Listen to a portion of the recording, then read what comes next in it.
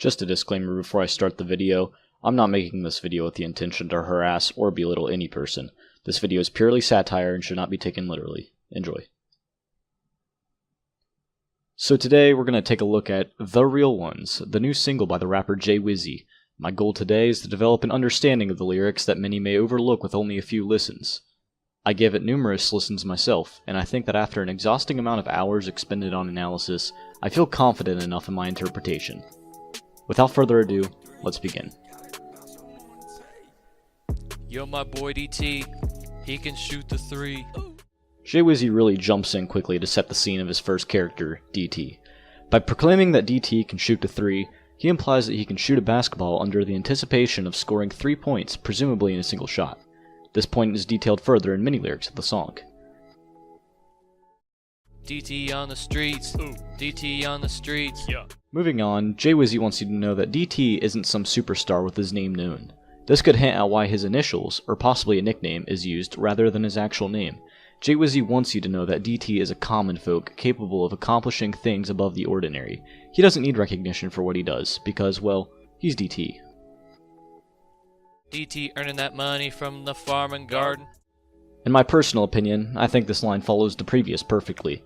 It truly highlights that this undercover superstar lives an ordinary life who enjoys farming to earn income. That boy ball like he James Harden. J-Wizzy throws this line at us to remind us that the aforementioned DT is still a person capable of the extreme. After 2 lines showing how he's just a common folk, J-Wizzy uses his genius to reverberate the first line in a different lyrical pattern, while still exculpating himself for understanding the true power of DT. Truly an astounding line. Shooting threes from way deep like he Eric Garden. In an attempt to re-highlight the first line for the second time in succession to really engrave the fact that DT is good at basketball, J-Wizzy compares DT's basketball skills to that of the famous NBA player for the Houston Rockets, Eric Gordon. Watch your back, cause he's swerving in that Jeep Wrangler. In a final attempt to make you sympathize with DT despite his superiority, our pal J-Wizzy once again reminds us that we don't need to vibrantly express our excellence through fancy cars or childish gimmicks that many famous people buy into, such as the luxuries that many celebrities boast pridefully. DT owning a Jeep Wrangler tells us that rather than waste his time with fancy Lamborghinis and Corvettes, he would rather stay a more obscure star. Yo, my boy TK, he don't like to play. Hell no. Skipping ahead of it, J-Wizzy talks about another character in his story, TK. While it still remains up for interpretation, I believe that J-Wizzy is blatantly declaring that TK is a very serious individual. He doesn't enjoy partaking in silly business.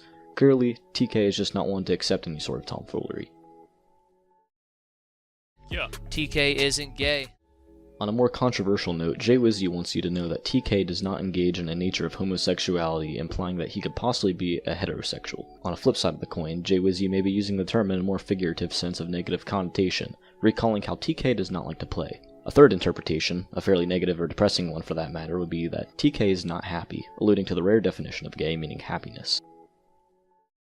TK dropping back in the pocket like he Drew Brees. J-Wizzy delivers this line after stating numerous times that TK is a very serious person, which leads me to believe that TK enjoys playing American football. Dropping back in the pocket is a direct reference to the type of pass commonly employed in the sport, which is why J-Wizzy takes the opportunity to allude to Drew Brees, an American football quarterback for the New Orleans Saints. Pump faking, making that defender freeze. Ice cold. In continuation to the previous line pertaining to passing a football, TK is noted to use the pump fake method in the streets to trick his onlookers into thinking he's doing something predictable, when in reality, he's concocting a much more sophisticated plan in life, which would benefit himself and possibly others more than the simple routes would accomplish. My dude a beast, engineering pro, he banking now.